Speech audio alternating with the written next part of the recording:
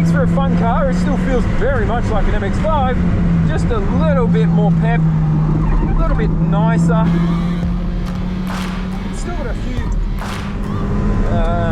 crackles and creaks and things that are kind of not uncommon on an older NA MX-5.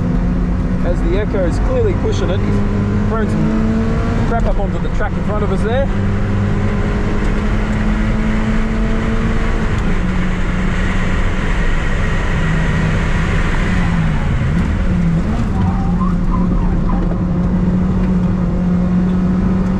And the Echo finally let us pass. It's always tricky when you're braking offline to keep your braking mark and make sure you make the corner. I never want to end up plowing into a car because I don't know what I'm doing, so I've got to be careful with my overtake.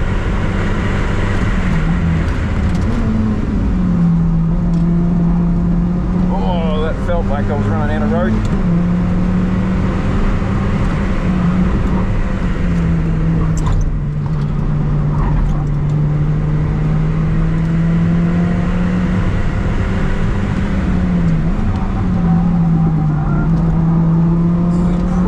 One of the last laps. We're getting, I don't know, about 6 to 8 laps in a session.